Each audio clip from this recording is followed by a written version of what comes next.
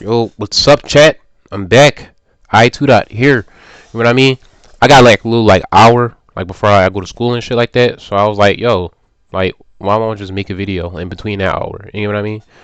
So look, I've been looking at like you feel me. I looked at this fucking article or some shit because like you feel me, a nigga got a reader for real, and it was talking about fucking torture methods and shit like that, bro. And like, bro, y'all white niggas back then, y'all used to be fucking drawing. Like the shit that I was hearing, like niggas used to tie y'all niggas. They used to tie your fucking hands and feet together and then put a fucking point up your asshole and y'all couldn't even fucking move. Like that shit, that's a freaky ass punishment. But nevertheless, I said since I'm like so interested in that, I might as well just watch this shit and like fucking react and let's see what type of shit we can learn about your freak asses. Well, freak asses back then. I'm not being racist. You feel me? Look, it was freaky. You can't get mad at me. You literally cannot get mad because it was freaky. Like that's literally a fact. You're sticking shit up people's ass, like for torture. Is that not freaky? That's not racist. That's just the truth. Sometimes facts just don't care about your feelings. But look, grab that fucking penner for Lopez. I can't really smoke right now because you feel me the circumstances. But I can definitely a little vapor vape. All right, let's get to this shit, man.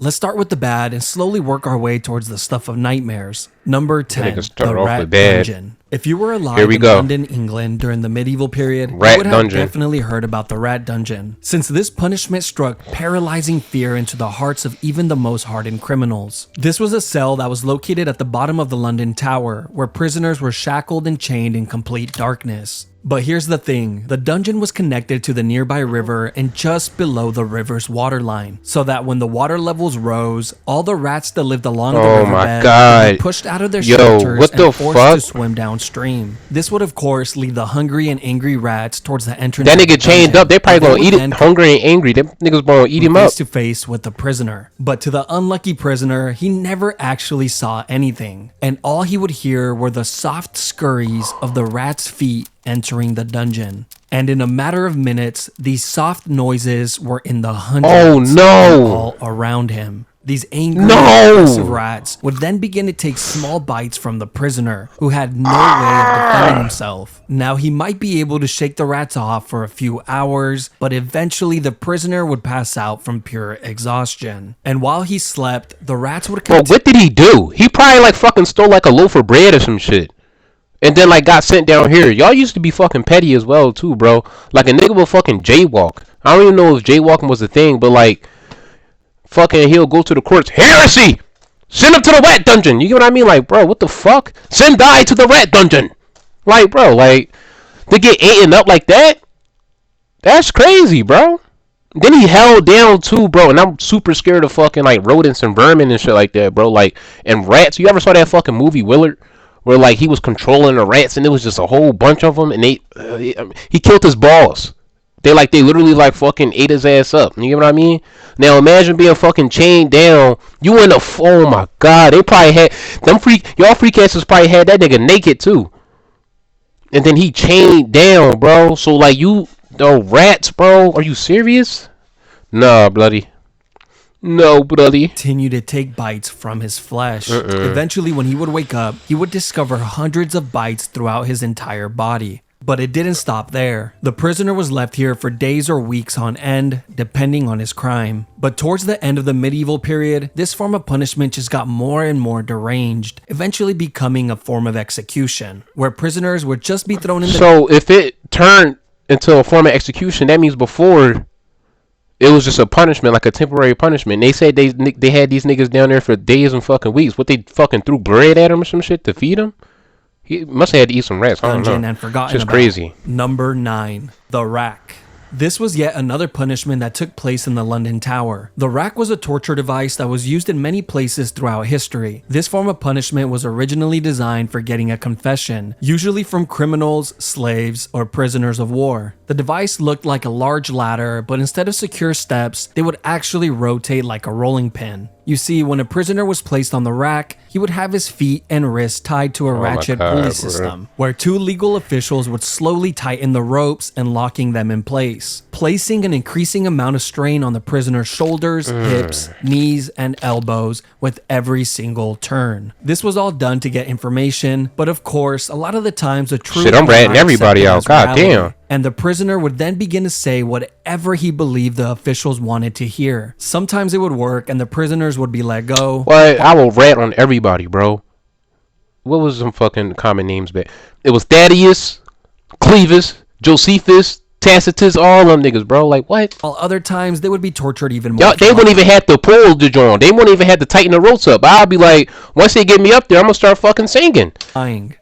When the whole ordeal was over, prisoners were usually released with dislocated joints, but oftentimes they were left completely paralyzed. That was the case in England in 1447 when a 25-year-old girl named Anne Askew would be tortured on the rack for hours and hours on end and left completely paralyzed after all her joints were dislocated. She was a real nigga. She was then carried on a chair and burned alive at the stake. Alright, see, that's like overkill. She's already like fucked up. That's what I mean. Like y'all was too deadly.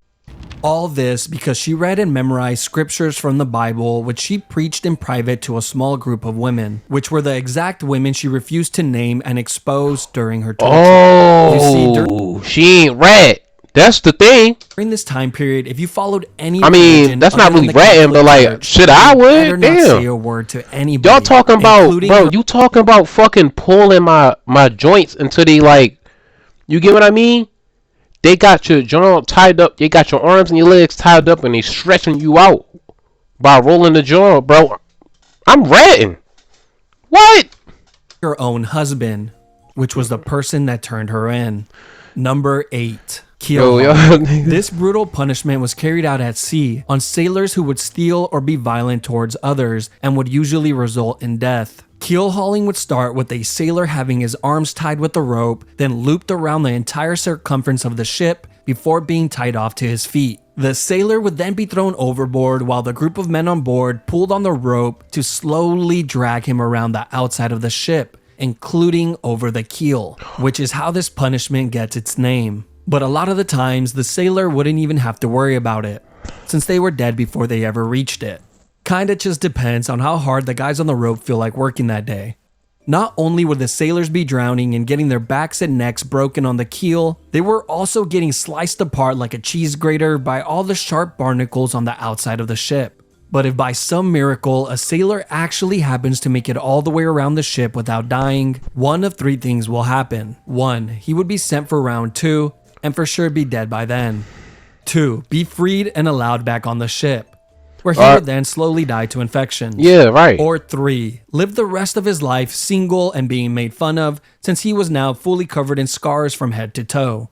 Number 7, crushed by elephants. Now we are getting to the part of the list where living is no longer an option. This form of punishment has been used by many countries throughout history, but was most recently used by India in the 19th century. Oh, so India doing that shit too. It just wasn't white people then. About it, like, your great-grandma could have witnessed one of these. What crazy, type of crimes bro. would you have to commit to be crushed by an elephant? I can only imagine what the Africans was doing apparently too. If you failed to pay your taxes, they probably fucking. That was they probably was and doing darts at you. Stealing or They probably like, hola daddy. You feel me? Some shit like that. They'll probably fucking hit a dart in your neck or some shit, but they ain't really torture. An enemy soldier was also a great way to become a tortilla. But the most disturbing case in history was when the 4th Mughal Emperor of India ordered an enormous amount of criminals to be crushed to death in a single day, simply because he was bored and needed some entertainment. The guy who forgot to pay his taxes, crushed. The man who stole an apple from the local market, crushed. The little orphan who jaywalked across the street, crushed. The man who murdered his neighbor and added his remains to a large pot of tomato soup, then fed that soup to his family and watched them eat it from the shadows with a creepy smirk on his face. He's alright. Apparently he makes a damn good soup. There are a few ways that this public execution goes down, but one thing always stays the same. There's always a guy on top of the elephant controlling its every move. And this was very intentional, as this was meant to showcase just how amazing the ruling class were.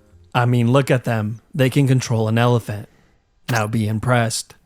The first method of execution was the one that you better pray for if this was going to be your fate. Here, the criminals would have their arms tied behind their back and their heads placed on a pedestal, where it was then crushed like a grape by the elephant's foot. Now, the second method is much more cruel. The criminal would be placed flat on the floor with their arms tied behind their backs. Then the elephants would be guided to walk over the person's body, and hopefully the criminal would die on the first go. But sometimes they just end up crushing a leg or an arm, so the elephant then has to make a U-turn and try again and again and again.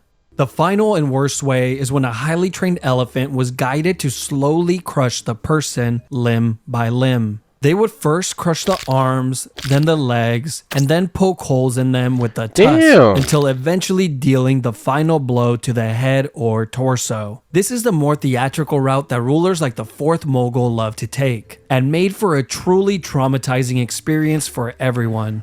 Except for the Fourth Mogul. All that nigga probably did was probably wash up. He loved it.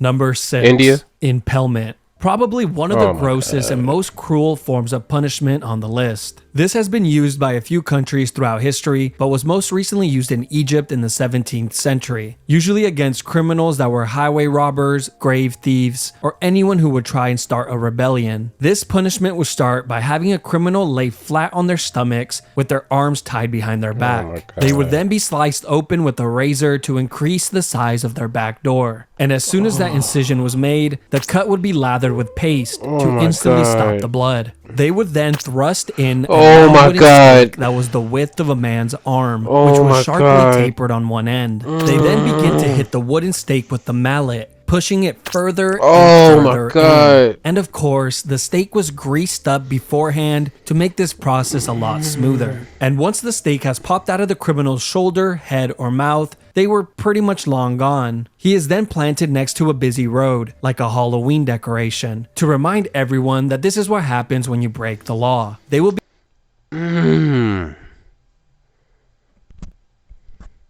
It's like getting fucked by a tree. Literally. You literally getting fucked by a tree. Oh my god. I mean, I guess if you're gay, like the first few like Jones would be like, ooh, ooh. But like, you get what I mean? Damn. Be left there for the entire day and removed the following morning before the body begins to stink. But wait, there's another version of this as well. You see, on some occasions, the criminals would only be impaled just deep enough to keep them in place, but not too deep that it would cause immediate death. They would do this by having stakes that had a seated position on them to prevent the person from sliding down any further. They would then be placed on a busy road where they would suffer for hours and hours, pleading to people walking by for help, until eventually succumbing to their wounds. Number 5. Poena culae. Poena culae is Latin for penalty of the sack. And that's exactly what it was, just a lot more terrifying and cruel. This was an exclusive punishment for anyone that would murder their own family members. This was first seen in the 2nd century in Rome, but would later be used by the Germans in the 18th century. This all begins with a convicted murderer being placed inside a thick leather bag. But just to make sure the man isn't lonely, they would then add a dog, a rooster, a viper, and a monkey. I don't know what these animals did to deserve this, but hey, at least the evil family murderer doesn't die alone. Once all the animals are added inside the bag, it is then sewn shut, creating an almost airtight seal. Now you would think this would be horrible enough, but no, this is just the beginning, because as soon as the bag is sewn shut, it is then tossed into the ocean. But don't worry, later on, these murderers would be given the option to either be placed inside the leather bag or be sent to perform at the Colosseum, where they can perform the act of being mauled to death in front of all of their loved ones and peers. You know, at least they had the option. Number 4. Rats. This is one of the most sick punishments in all of human history, and it involves the use of rats. I will cover 2 of them here as they are very similar. The first use of this form of punishment dates back to 1568 during the 80 Years' War. A Dutch leader named Diederik Sonoy would often use this method of punishment, which involved placing a rat inside of a clay bowl, then placing it topside down on a prisoner's stomach, chest, face, or groin. Then the back of the bowl would be heated with either a torch or some coals, causing the rat to go into a full-on panic, trying to escape from the heat. and its only way out was to burrow into the human. Once inside, it would continue to chew and tear apart whatever was in its way, desperately searching for a way out. Eventually, the rat finds its way out of the maze and survives. The same could not be said for the prisoner. But the second method was much, much worse, and was highly secretive since it was used... Who thinks of this? Who thinks of this type of stuff though, bro? Who thinks of this? That's what I like, bro. That's what I mean. Y'all niggas dictator Augusto Pinochet, where he held power from 1976 through 1983. They called it the rectoscope. And I'm sure you have already figured out where this is going. Yes, it's exactly what you think. They would place a tube on a prisoner's back door, then insert a rat inside of the tube. The rat would then begin to burrow its way in. These people were so sick that they actually expected the prisoners to answer questions while this was going on. Eventually, the rat would find its way in and begin to move forward to find its way out. Nobody really knows how many people died from this punishment, but we do know that a ton of people went missing when this dictator was in charge. Number 3. Gibbeting. The last known use was in the early 1900s in Afghanistan. This all came to light in 1921 when the National Geographic published this image in their magazine. This was also used in the United States from time to time during the 17th and 18th century. One notable example was in Boston, Massachusetts, where a few pirates were hung at the Boston Harbor, which served as a warning to any sailors that were approaching Boston. Now let's talk about England, since they love this form of punishment so much. In England, this was used on traitors, murderers, pirates, and thieves. But after the year 1752, the Murder Act was passed, which required that all convicted murderers must be put to death by being publicly dissected or by gibbeting of some sort. And over 134 confirmed people met this fate. The most common form of gibbeting were actually cages, and they looked like this. It was an all-steel cage that was shaped tightly to the form of a human body, which was so tight that it would not allow the person inside to move. They were then hung 30 feet or more off the floor, usually on a public road or waterhole, to ensure that the most amount of people could witness this monstrosity. But I can only assume this was more annoying than anything, since every time you get thirsty and needed to fill up your container of water, you would have to deal with the dying man begging you for a sip. Over here! But the annoyance and torture of the public didn't stop there, because after the criminals would die in the cages, the body would be left inside to rot for years and years on end, with the locals complaining that the smell of death was so pungent that they couldn't even sleep at night. There's even been reports that some human remains stayed inside of these cages for over 20 years, before a government official would finally remember to clean it out. Number 2. I'd rather have that than get... Oh, what the fuck is this? I'd rather have that than get my ass ate by a fucking rat. Or get tree fucked. Or get like... Yeah, I'd rather do that. That's just basically you getting fucking... You in the air, you floating around just getting hungry, I guess. You get what I mean? But having a rat eat your ass is a lot more... No.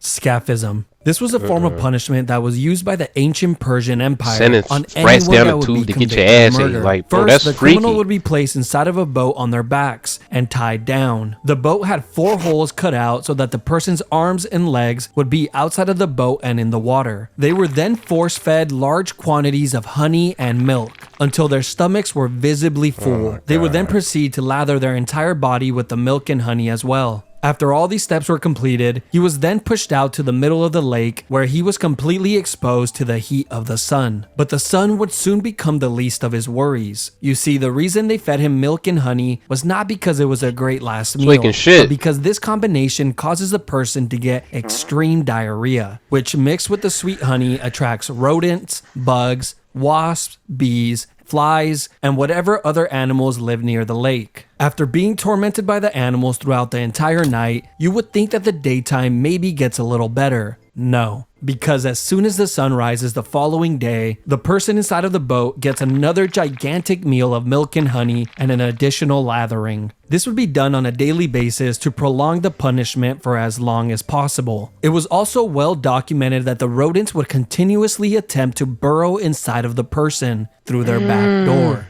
They were probably trying to get a head start on their next meal. A writer named John Sonaris wrote in great detail about one of these incidents. He would go on to say that it was one of the most horrid and cruel forms of punishment since it was terribly long and seemed to have no end in sight. He wrote about a man who... Yeah, because you're getting fed and that's when you're getting your ass ate again. Like, why does every fucking torture method have to be, like, involve, like, your ass being ate or your ass getting fucked? Basically. Because sticking a fucking tree through your ass, bro, you're getting ass fucked by a tree. That shit's crazy. And this one, fucking, you get tied up to the joint, they feed you all this shit, there's all this milk and honey, you shit. The rats come to eat your ass. What is the point? Like, what is this whole thing with rats and ass? Like, why do they like eating ass so much? They fucking stick a tube to your ass. They put a rat down there. The rat just eats your ass. Like, what the fuck? Survived for an entire 17 days before he finally died from his wound. The best thing to be born with no legs back in the medieval times. Like, bro, or no fucking ass. I don't even know how that works. The man spent his last few days with his entire face completely covered with wasps, and his flesh rotting away, filled with swarms of parasites and worms, all while being covered in his own filth.